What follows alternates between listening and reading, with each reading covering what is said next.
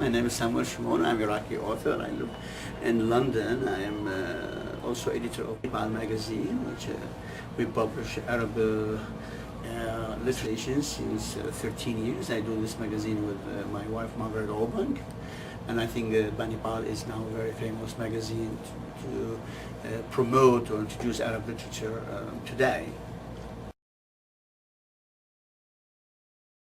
It's called Beirut 39, to choose 39 authors under the age of 40. This is a fantastic project to help our writers because they are neglected in their countries. For example, when we went to Beirut after choosing these 39 authors, they were together in the hotel talking all the time. You know, writers from Tunisia, from Morocco, Algeria, from Lebanon, Randa Jarashi came from US, Abdul Qadir bin Ali from Amsterdam. They were first time you see these Arab young authors. They are together, they are friends, and they know each other since like 2-3 years through internet, the emails. You know, they email each other, and the email. This is another thing we have talked about the internet. How make beautiful relation between the young Arab authors today. And these authors, they discover each other.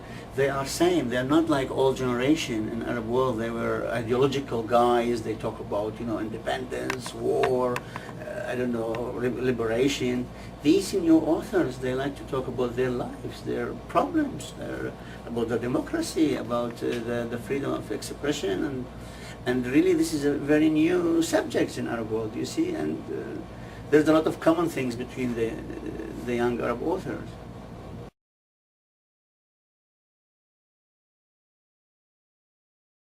I attended some of them and I introduced some authors. I was moderator.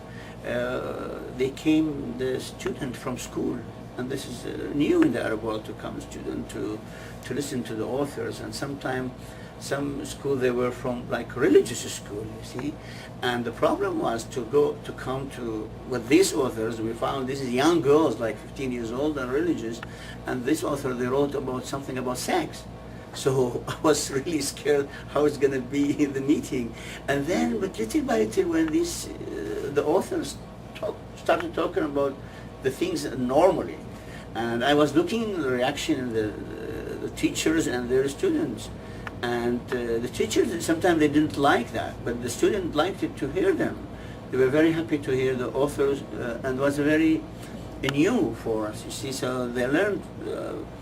And then after they asked questions, really I was surprised. They asked about how they write and how they choose the title, if they do censorship when they're during the writing, so I was surprised. They have a very good question. They're writing something different than before, you see. Okay, because they still have no time to talk about other things. Some of them they're talking about the Marines, about America. Some of them they have freedom to talk about the Saddam Hussein, about the regime before. Some of them they are attacking both Saddam and American because both they are not good for them, but it's everything changing, you see. You know what we said in Arabic, we write poetry because it's a lot of metaphor. But now in novels, they used to do a metaphor Arab because they're scared from things. Now there's everything direct, everything they tell telling a lot of stories. I mean, I heard many people, they like the last issue of Banipal because of the new writing. And this guy, they also from Beirut 39, Ahmed Saadawi, this guy writes about Frankenstein in Baghdad. Mm-hmm. It's a really nice story.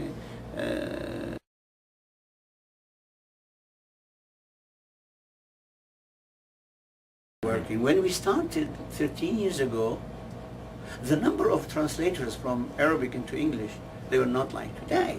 Today it seems like it's becoming increasingly, you know, because the Arab, I don't know if because of September 11 or the West wanted to read more about Arab, but I'm meeting every day many young translators from America or European, and if you look like 10 years ago, it was really very hard to find some Arab literature, but today it's much better.